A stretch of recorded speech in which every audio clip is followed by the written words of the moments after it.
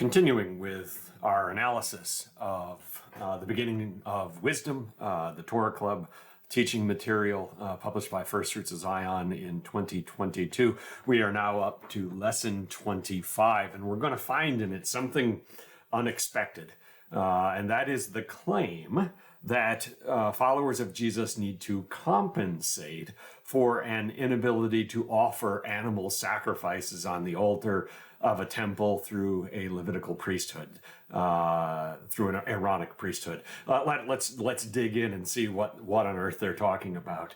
Beginning with the first quote, it says, Bible verses like these can be strung together to create the impression that God never wanted the sacrificial system or the temple.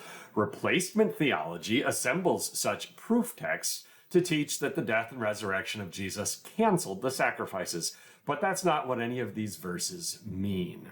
And these verses are the ones he shared before, earlier in page 7 and on page 6. Psalm 47, 50, 12 to 13, 51, 18, Hosea 6, 6, and Isaiah 1, 11 and 13. So I'm not going to comment on this because it's not part of the larger point of this episode, other than to say this makes no sense. All right.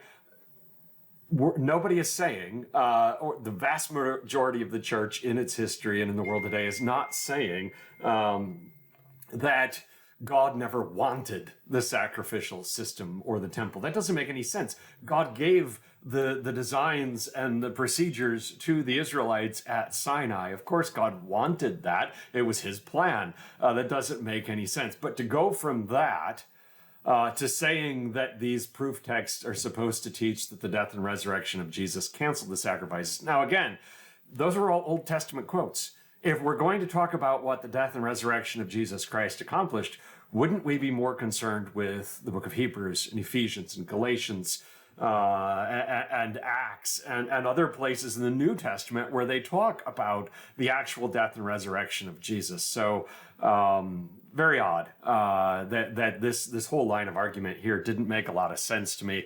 And I wanted to include it just to show the kind of what passes for a logical theological argument in this material. But really the heart of the matter are these quotes coming up. And they're, as you can see, they're taken from 3 different parts on this same page. The death and resurrection of Yeshua did not cancel the sacrifices. Yeshua's death did not replace the Levitical sacrifices offered here on earth year after year, day after day. If the death and resurrection of Yeshua did not cancel the sacrifices, why don't the Jewish people offer sacrifices today? The sacrifices did not cease to be offered because Yeshua died and rose from the dead. Now, obviously, the Jewish people who did not accept Jesus as the Messiah didn't stop offering sacrifices in the temple. That happened in 70 AD. I'm not sure what point that's supposed to make, but it's quite clear here that Daniel Lancaster in First Fruits of Zion believes that the sacrifice or the life and death and resurrection of Jesus has nothing to do with the Levitical sacrifices. Let's keep going. Here's a study question for the group. Why can Torah study compensate for the lack of sacrifices? There's a head scratcher. We'll dig into it. And then lastly, from this oft-cited maxim, we learn that simple obedience to God's commandments can also be considered a form of spiritual sacrifices that compensates for the absence of the Levitical sacrifices. That maxim, earlier in the paragraph, is Hosea 6, 6, I desire mercy, not sacrifice. This doesn't make any sense at all to me. All right, this is an organization built on the premise that the law of Moses is eternal and cannot be changed by even Jesus Christ. Right? By even the Son of God, he cannot change one jot, one tittle. It must stay as it was given at Sinai for all eternity, for all peoples, for all time. That is their belief. And yet they're here saying that because there is no temple and because there is no priesthood now, then spiritual sacrifices will suffice. Where is that written? Where does the law of Moses say, oh, by the way, if you don't have a temple, do this other stuff instead? This is bizarre. I guess it's eternal except for when you don't have a temple, and then you need to come up with a plan B. This is a weird thing. So let's dig in. I think this whole line of thought will seem rather bizarre to most of the world's Christians. For those who place their faith in Jesus Christ to save them from their sins through his accomplished sacrifice of atonement, of course, the resurrection proves that that the Father accepts this sacrifice. The idea that the animal sacrifices of the law of Moses would somehow still play a role in our lives flies in the face of what we've been taught from the New Testament. The following false premises are demonstrated as being a part of First Fruits of Zion's teachings here in the beginning of Wisdom, lesson 25. These are the three things that they are teaching very clearly in this lesson, and I could find you examples throughout their books and their videos and their podcasts that back this up. This is not a one-off. Here they are. Number one, that the need for the animal sacrifices, the law of Moses, through the Levitical priesthood and the temple can never cease. It can't be changed, not at all, not ever. Two, that therefore, that, a second premise, it's almost a conclusion, that Jesus did not bring the sacrificial system to an end through his own death and resurrection. So the second premise is the life, death, and resurrection of Jesus Christ has nothing to do with the temple and the sacrifices and the law of Moses. It didn't do anything. Didn't do anything to that at all. Therefore, and this is their conclusion, all followers of Jesus, Jew or Gentile, owe God animal sacrifices, which they cannot make without a priesthood or a temple, and thus all followers of Jesus must compensate for that deficiency with other Torah-observant acts of devotion. Again, I've already commented on the fact that that conclusion doesn't hold all by itself. That you could compensate for animal sacrifices by keeping kosher and the Sabbath and the festivals, that somehow will negate the need. That doesn't make any sense within the logic, within the context of the law of Moses itself. But the first premise is false. The second premise is false. The conclusion is false. In the end, not a single New Testament author even hints at either of those premises, let alone that outrageous conclusion.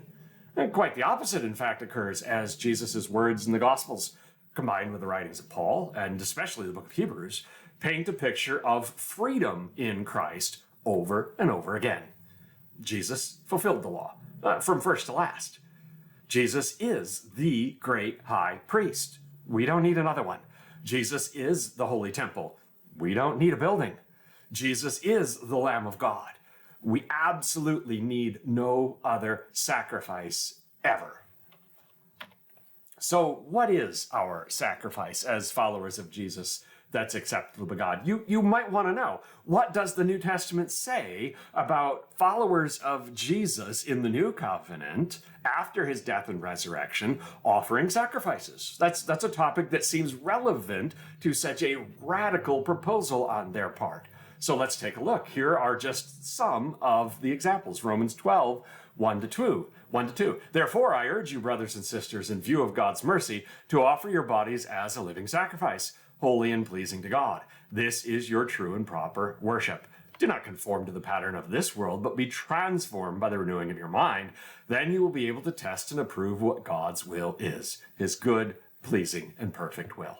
Now, in a previous episode, we looked at Romans 12, 1-2, because First Fruits of Zion butchers this text. But that's what it actually says, that our sacrifice is a living sacrifice of our very lives, not an animal, us. Number 2, supporting gospel witness to the lost. Philippians 4:18. I've received full payment and have more than enough. I am amply supplied now that I've received from Epaphroditus the gifts you sent. They are a fragrant offering, an acceptable sacrifice pleasing to God. So supporting missions is a sacrifice, not an animal, not a temple, not a priesthood, supporting gospel witness. Number 3, praise. Hebrews 3:13-15. Through Jesus, therefore, let us continually offer to God a sacrifice of praise, the fruit of lips that openly profess his name. Again, the sacrifice is praise, not any of those other things. 4, doing what's good and sharing with others. Hebrews 13:16.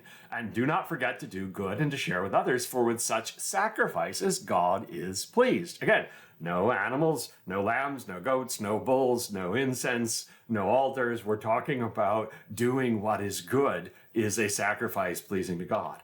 And then lastly, in this list at least, 1 Peter 2:5, you also, like living stones, are being built into a spiritual house to be a holy priesthood, offering spiritual sacrifices acceptable to God through Jesus Christ.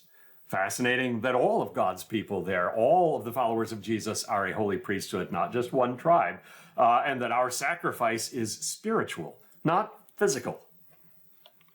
Now, that's not an exhaustive list of every instance that talks about sacrifices in the New Testament, but it's some of the most important texts. It's a fine cross section set of examples.